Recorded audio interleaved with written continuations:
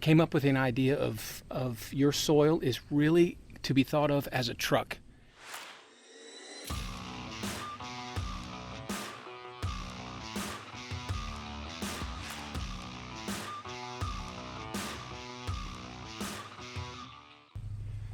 Hello and welcome to another episode of Across the Tailgate.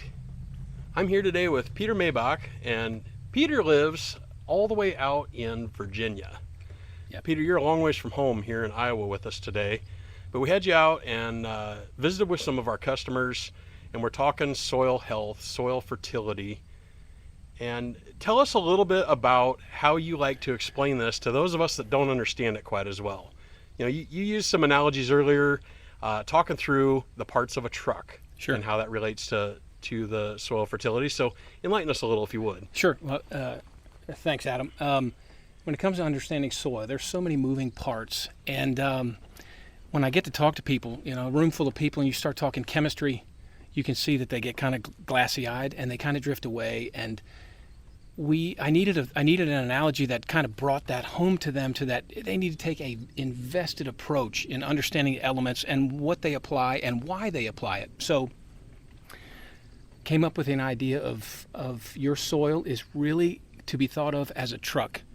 And the reason we say that is because when it comes to calcium in the soil, it's important that you have a percentage. And for me and for us, that percentage in your truck needs to be 68%. And if you're not there, your truck frame, which is calcium, is starting to rust. And you do not want a rusty frame. You don't want a truck that is not top-notch running towards you to try and help you be profitable. So calcium is the truck frame. And then when it comes to magnesium, which is also very important for your soil, it's critical for the development of chlorophyll. We call that on your truck, we call that the paint job. And if your paint is fading, your magnesium is starting to be below the percentage that we look at, which is 15% in your soil. If you have a faded truck, you're not going to create as much chlorophyll out there. You're not going to maximize profitability. So the goals that we look for are 68% calcium, 15% magnesium, and now the remaining element that we really put as part of our truck is potassium. You need to have 4% potassium, 4 to 5% actually, and that part of the truck is the amenities. It's the air conditioning system, which we need right now because it's brutally hot. It's the radio, it's the heated seats, it's everything that is nice in your truck. And why do we call that the amenities? It's because potassium's job is when sunlight creates the sugar inside the leaf tissue, potassium moves that sugar to the root system. And without adequate potassium, you're not manufacturing and moving sugar into where it needs to be, which is the root system during vegetation.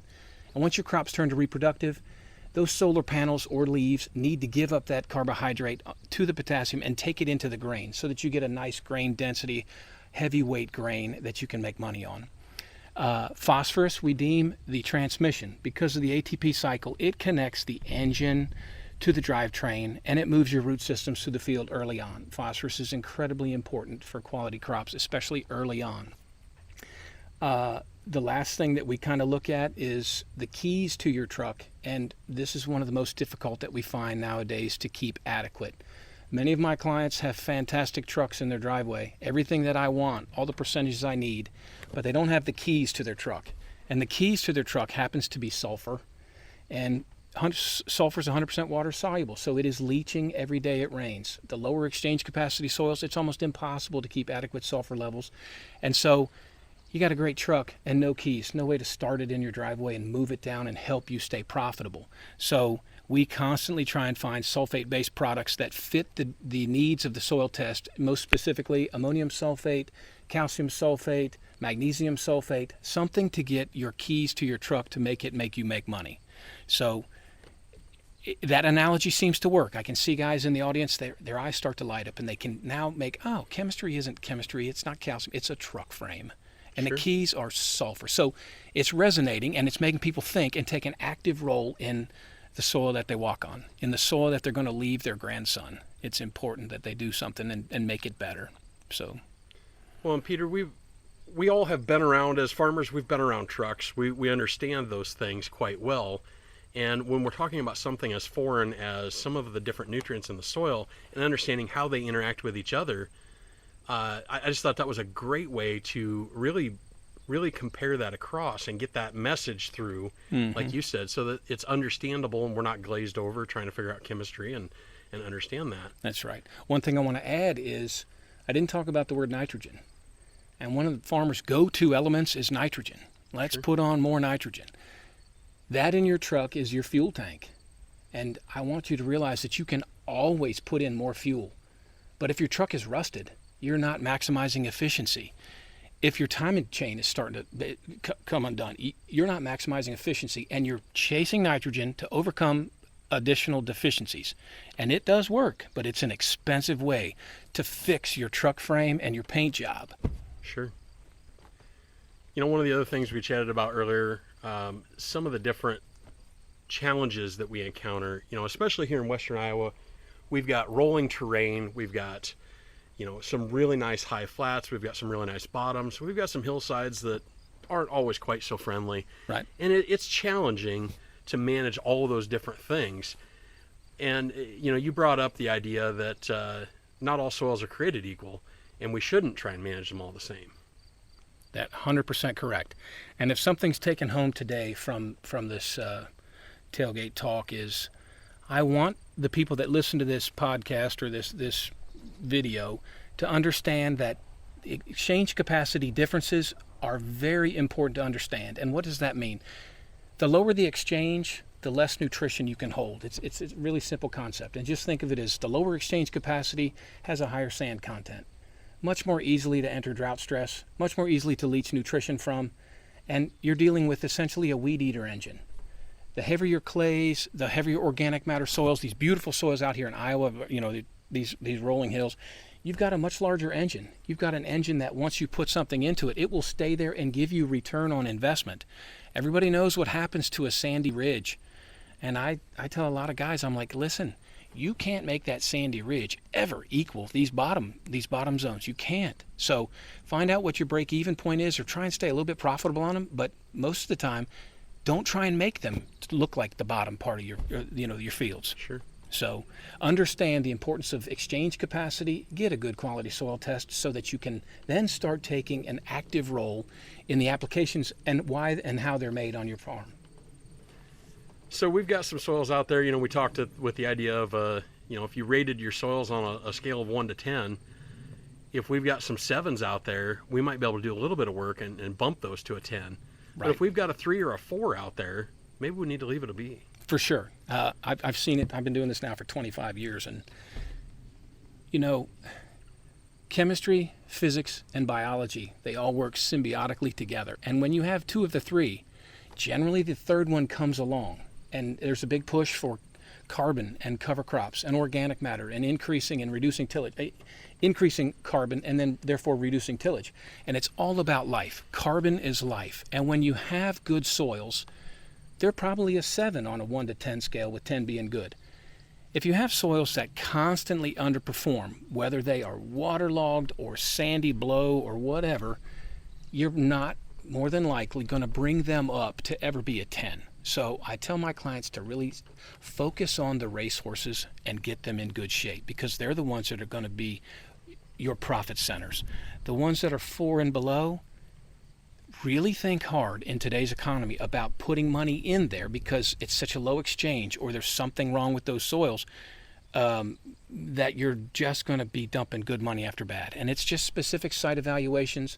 Find somebody in your corner that will help you steer these discussions about soil quality, and then take the next step to where you can maintain profitability, because that is the bottom line.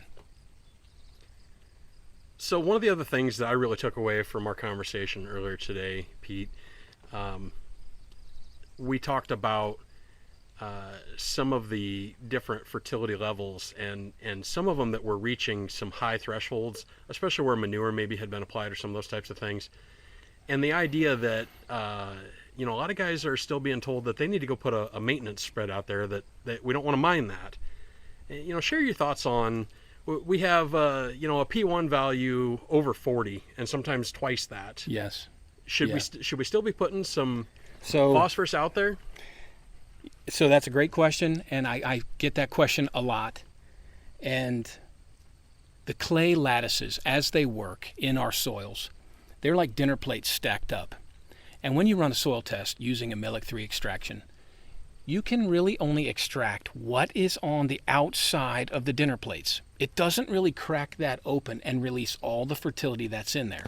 And a lot of people try and make farming and crop removal into engineering, and it's not.